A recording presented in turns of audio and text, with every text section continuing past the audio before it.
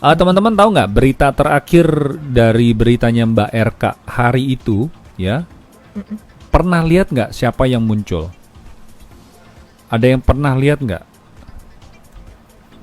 Bentar ya.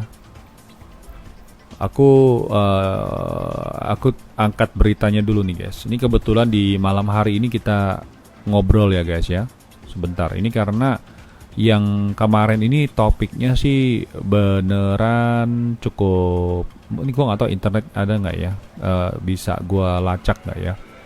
Oke ya, agak susah nih. Jadi gini. Jadi kasusnya Mbak RK itu kalau kalian lihat berita terakhirnya di videonya itu muncul beberapa orang penting. Ya, ada Kak Faisal, ada korban, beberapa media yang mewawancarai, dan di depannya gedung kantor KDI Taipei di lantai 1. Kalau teman-teman masih ingat gambar itu ya. Oke. Gue sih kepengen banget sih ya cariin itu dia punya dia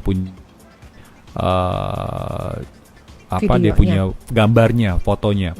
Kenapa gue bilang harus ngelihat gambar itu? Karena ada beberapa orang penting yang harus kita bahas ya, selain Kak Faisal. Oke. Di situ ada pejabat KDI Taipei guys. Ya, pejabat KDI Taipei. Sebentar nih. Nah, pejabat KDI itu Taipei udah ngomong bahwa kasusnya itu sudah diterima dan akan dibantu oleh KDI Taipei. Jadi ini udah kasus pidana. Kasus pidana di Taiwan itu akan dilakukan BAP. Setelah diterima kepolisian Taiwan itu akan ada BAP, akan ditanya korbannya gimana, ya kan kemarin juga udah visum kan, bukan visum, apa ya, diagnosa namanya, visum bener ya, visum ya, ya, untuk membuktikan kalau dia itu mendapatkan kekerasan dari luar, itu sebagai bukti guys. Nah kemudian itu akan diambil sama polisi, kemudian yang terduga si majikan yang diduga membuat kekerasan dalam rumah tangga itu pasti akan dipanggil sama polisi untuk BAP. Nah di dalam BAP itu ya namanya juga penjahat, mana mau ngaku? Ayo, bener nggak? Jadi penjahat itu kan ada 2. Begitu dipanggil polisi dia ngaku, yang kedua dia nggak bakal ngaku. Nah kebetulan si majikan ini nggak mau ngaku kalau dia mukul gitu loh. Jadi sekarang kalau sudah masuk sampai ke kantor polisi, itu nanti akan masuk namanya kejaksaan distrik. Oke guys, namanya adalah kejaksaan bilangnya apa? Kok tiba-tiba lupa? Tifang apa? Bukan Tifang Fayun, bukan. Dijiansu guys. Dijiansu itu adalah kejaksaan distrik atau kejaksaan daerah. Kejaksaan ini bertugas untuk memeriksa lagi laporan yang dikumpulkan oleh polisi. Teman-teman, sebuah kasus kalau sudah masuk kejaksaan itu nggak perlu lagi yang namanya itu jumpa pers, nggak perlu. Dan tidak ada prosedur seperti itu.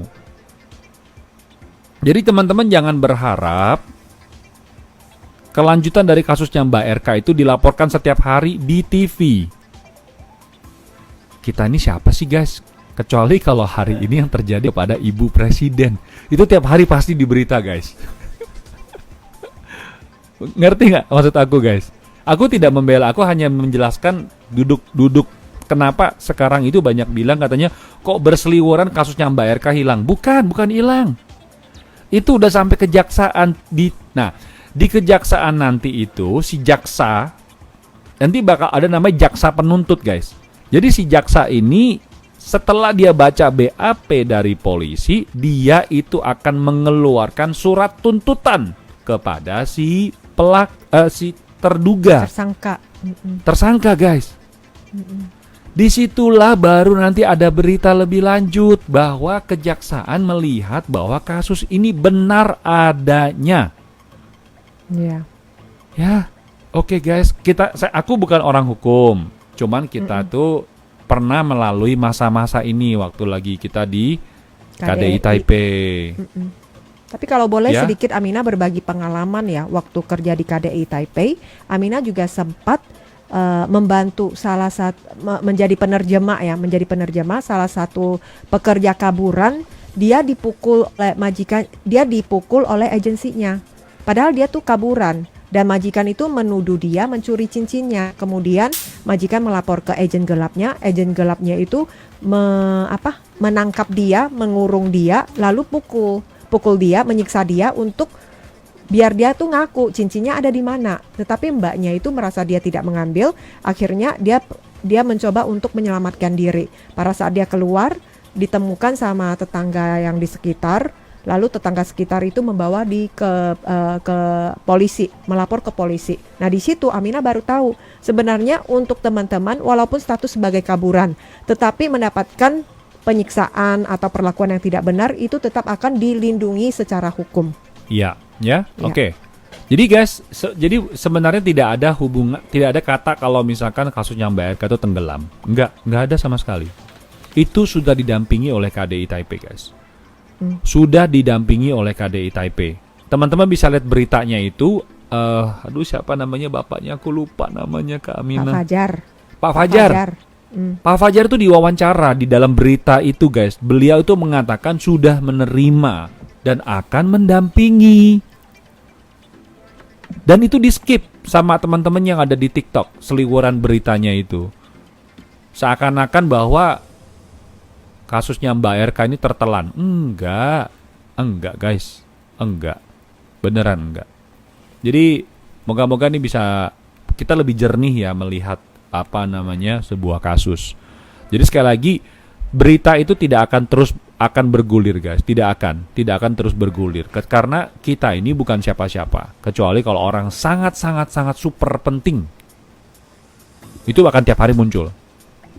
Itu akan muncul. Tapi kita ini bukan siapa, kita kan rakyat biasa guys. Dan kebetulan memang karena topiknya itu antar negara Indonesia dan Taiwan gitu. Jadi tenang aja, ya itu akan terus. Jadi nanti begitu kejaksaan setempat itu sudah menentukan bukan membuktikan, jadi mencurigai bahwa si pelaku ini bersalah, itu akan masuk ke tahap berikutnya. Nah, tahap berikutnya biasanya itu ada tengah-tengah ya, di tengah-tengah itu ada namanya adalah fase damai.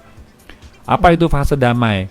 Jadi nanti si pelaku sama si korban itu akan dipertemukan secara langsung atau secara tidak langsung. Tanya, ini mau damai nggak? Mau menghemat waktu nggak? Kalau mau menghemat waktu, ayo kita damai. Jadi si pelakunya ini kalau dia mengaku bersalah, sorry itu benci aku salah ya. Ya udah bayar loh. Bayar loh. Minta ganti rugi berapa? 300.000, 500.000, 1 juta NT, 2 juta NT, silakan. Jadi si korban itu boleh bilang, oh aku minta ganti rugi, ya rugi bilangnya? Mental, luka, ya, fisik, ya, 1 juta NT, boleh nggak minta? Boleh, silakan. Nah si majikannya mau bayar nggak? Nah kalau majikannya nggak mau bayar, si pelaku ini nggak mau ganti rugi, barulah masuk namanya adalah Tifang Faiyuan. Ya, Taipei Tifang Faiyuan, masuk pengadilan negeri daerah Taipei. Nanti itu udah naik lagi kasusnya. Habis daerah masuk ke lebih tinggi lagi, pokoknya sampai ya ada beberapa lah ya. Ya detailnya kita nggak tahu, aku Agung. Bukan. Ya, Mas Agung lagi yang disebut-sebut. Iya, Mas Agung gitu loh. Jadi memang ini akan terus bertahap ya, akan bertahap. Nah, sekarang kuncinya adalah siapa yang mengawal. Kalau KDI udah mengawal ya sudahlah guys, pasti. Pasti. Udah terkuak begini kok kasusnya, masa ditutup-tutupin? Apa yang mau ditutupin? Gak ada yang ditutup-tutupin lagi. Katanya Liang ke Xiaohai dia bilang, beda negara beda aturan. Berita nggak bisa tiap hari dipublikasikan setiap. Iya benar. Jadi nggak mungkin tuh. Seperti teman-teman kalau ngeliat ada kasus di Indonesia, biasanya polisi bikin jumpa pers ya, terus di belakangnya tuh ada pelaku banyak tuh kan ya. Tahu kan, kami pernah gambar-gambar gitu kan, orang pakai baju kuning gitu kan, ada kan ya. Terus barang bukti di depan, tertangkap segala macam gitu loh. Di Taiwan nggak ada kayak gitu guys.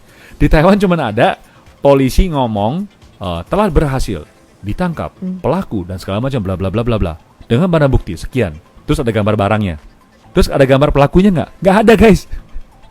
Di Taiwan itu sangat menghormati hak asasi manusia, termasuk mereka yang sedang ditampung di penjara. Pada saat kita ke detention center untuk melihat teman-teman kita yang karena overstay terus harus dikurung, mereka juga selalu mengingatkan kita jangan foto ya. Kalau mau Iya, foto di jangan blur. ambil mukanya. Mukanya di Jangan blur, guys. ambil mukanya. Iya, kalau enggak punggungnya aja Punggungnya yang difoto. doang gitu. Jadi sebenarnya mereka itu juga dilindungi. Beda. Nggak ada yang benar, nggak ada yang salah. Jadi setiap negara memang ini. Apakah terduga orang penting di Taiwan? Banyak berita berseliweran kalau terduga itu orang kuat. Aku nggak tahu, kita nggak tahu, ya.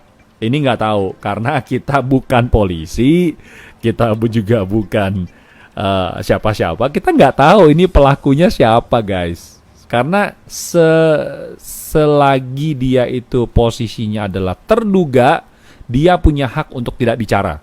Itu aja sih. Ya, dia punya hak untuk tidak bicara, dia punya hak untuk tidak tampil di media. Itu haknya mereka. Ya. Karena lambat proses karena kaburan. Waduh, nggak tahu nih apa nih maksudnya Sri Dompul. Ya. Jadi ini buat sharing aja pendapat kita pribadi ya. Apa yang kita dapatkan selama di Taiwan ini yang kita sering lewati dulu waktu kita pengalaman kita berdua, aku dan Kak Amina. Bagaimana dulu waktu di KDI menangani kasus-kasus pidana seperti apa. Ini pengalaman kita. Belum tentu benar ya teman-teman. Sekali lagi belum tentu benar. Ini pengalaman kita pribadi. Ya. Tapi yang kita yakin selagi masih didampingi oleh KDI, teman-teman gak usah khawatir. Pasti ada jalan keluarnya. Oke. Semoga malam ini tidurnya nyenyak ya. Tiba-tiba ngomonginnya hal-hal yang berat gitu loh. Ya, oke guys, terima kasih banget buat teman-teman yang sudah join di hari ini. Semoga saja informasi yang kita sampaikan bermanfaat dan juga semakin bersemangat dalam mencari nafkah di negeri Formosa. Oke? Iya. Salam sehat Dan buat saya di sini teman-teman Agung Sunarto. semuanya. Ya, kita pamit dulu. Saya Mina Chandra. Sampai jumpa. Salam Bye-bye. optimis, sampai jumpa. Bye bye guys. Bye-bye.